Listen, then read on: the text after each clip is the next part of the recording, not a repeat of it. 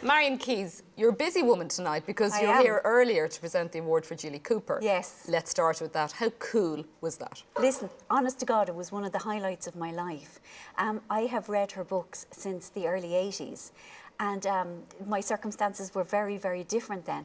And if I had ever known back in those miserable days in a freezing flat in Rathmines that I would one day be presenting her with an award, you know, it would have blown my mind. It is such an honour. I love her. I love her books.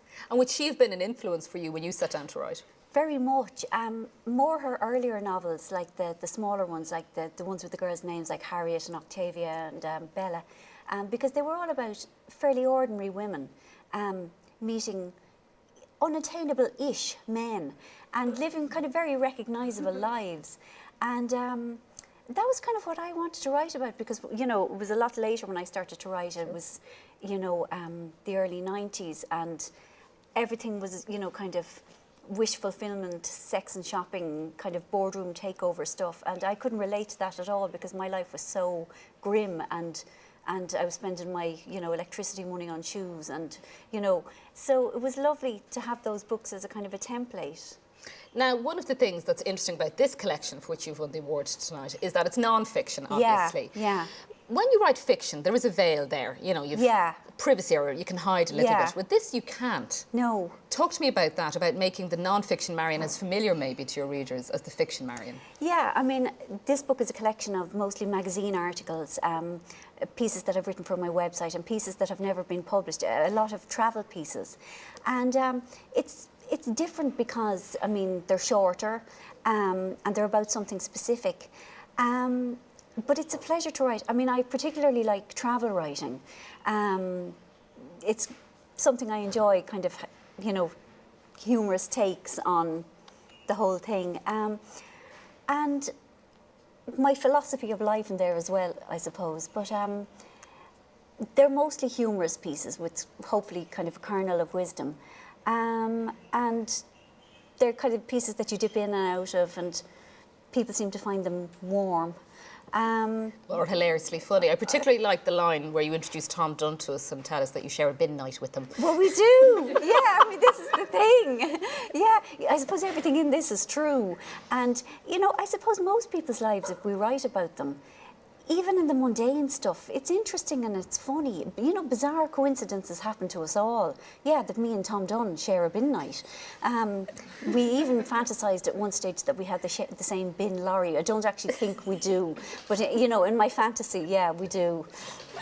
Can you talk to me then about humour, which sounds like a rather, I know, ridiculous question to do, you know, analyse humour. Yeah. But Julie Cooper's marked thing is humour. It's funny. Yeah. Your work is absolutely hilarious. I was howling with laughter all the way through it. Brian Dobson in Morocco just still makes me laugh.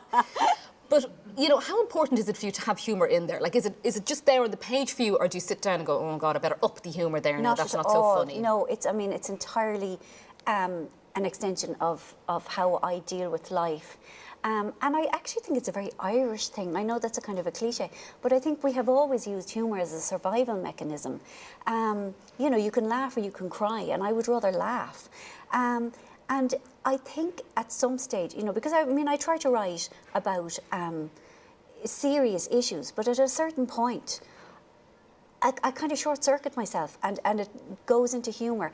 And again, it's a protection mechanism.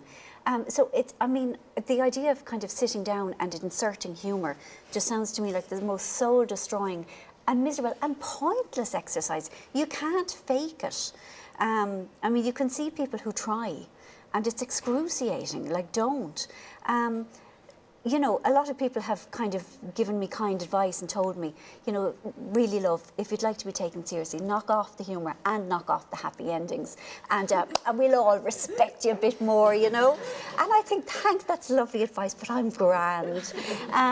You know, it's who I am, and I'm unable to do anything about it, for good or for bad. Now, you've spoken publicly in the past about demons in your life, I suppose.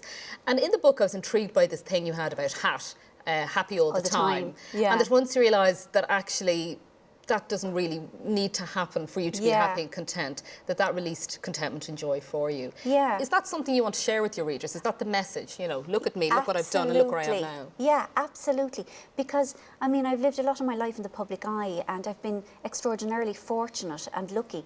And I've also suffered, you know, I mean, I live with alcoholism and I had a very kind of unpleasant breakdown. And it just goes to show that everybody's life is full of patterns and tapestry, and it doesn't matter who you are or how fortunate you've been, that the painful stuff still happens, and when the happy stuff happens, jump on it, like appreciate it, be grateful for it.